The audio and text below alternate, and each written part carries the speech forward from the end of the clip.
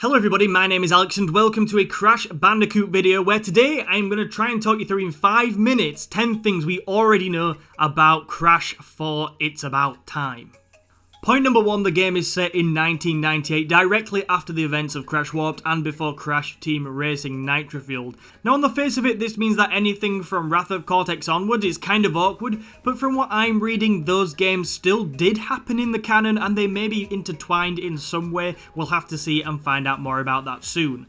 Ultimately, I do think setting it after the events of Warped is the right decision though. There's a lot of new fans to the Crash franchise, and to put it after Mind Over Mutant would have just been really confusing. How many times have you beaten this clown anyway? 3. Really? Only 3? Funny. Seemed like more. Number 2, the story is based on Neo Cortex and Entropy escaping the interdimensional prison, and in doing so, they have caused a lot of chaos and fractured the boundaries in time and space. That's partly why the game's called It's About Time, because it literally is. We've also seen Engine in the trailer, so the whole evil gang are getting back together, and Crash and Coco and other allies must save the day. Number 3, Crash & Co have a new look compared to the Insane trilogy. The characters in this game look far more goofy and a lot different to what they did when Vicarious Visions did the Insane trilogy. Now, I know some people aren't massive fans of this new look, but I personally love it, I can really get behind it, and I think the new look is more magical in many ways. Number 4, and this was an absolute shock to most of us, Toys for Bob are actually the lead dev team behind this game, not Vicarious Visions. Vicarious Visions, who obviously created the Insane trilogy. Now, though this has been a massive surprise, as I said, I'm still confident. Toys for Bob did an incredible job with the Spyro Reignited trilogy. They're clearly a very, very good development team, so I think they're going to put out a pretty good game.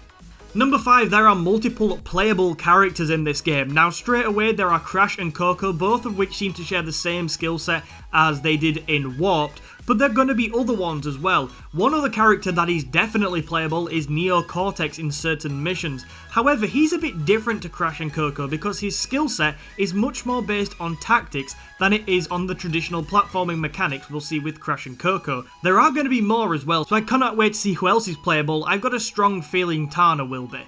Number 6, there are 4 quantum masks giving unique powers. Now, there is a time mask which slows things down, and there's also a gravity mask called Ika Ika that flips the direction of gravity when you want them to. We saw it in some of the gameplay, it really does change up the game a bit more, and I'm excited to see what the other 2 masks do, but ultimately I think this is a good gameplay decision, and was a brilliant way to step this up from Crash Warped.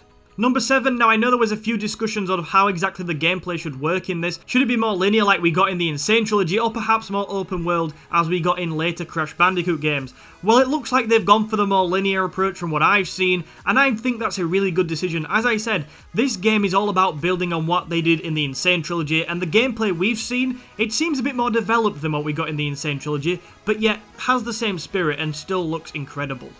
Number 8, now this wasn't in the gameplay trailer, but there is offline multiplayer, you can see that on the screen now, which supports 2 to 4 players. I have no idea what this is going to be about, but it'll be very interesting to see how exactly there is offline multiplayer and how it works. Now, although there isn't any word on online multiplayer right now, such as kind of what we had in Crash Team Racing Nitro Fueled, playing together with strangers, there is going to be online leaderboards at least, so I'm excited to see how exactly that functions. Presumably the leaderboards will be on like level score and how quick you can complete a level, stuff like that. Number 9, there are alternate skins in this game to at least some extent. Now, we've not had confirmation that there's going to be loads of these, but we know that if you pre-order the game, you get the totally tubular skins for Crash and Coco. I'll pop them on screen now, and I wouldn't be at all surprised if there was more skins to play in this game. We know how well skins and customizables worked in CTR, and although this is a platformer, they could still do a pretty good job of spicing the content up like that. The final point is that this game will release on October 2nd, 2020 on Xbox One and PS4 for around £60 here in the UK. I'm pretty sure it's going to be enhanced for the next-gen consoles as well. It definitely is for the Xbox, and I'm sure for the PlayStation it will be also. So there you have it, 10 things we already know about Crash Bandicoot It's About Time. I'll be sure to do lots more in-detail breakdowns of this stuff, but for now, I thought it'd be nice to get the information out pretty quick. Thank you so much for watching this video today. If you want to see another video from ourselves, check out the video in the box below. Also, make sure to hit the like button and subscribe to see lots more Crash 4 content. I'll be covering it an incredible amount. Make sure you share it with a friend too. My name is Alex, and I will see you in another video soon.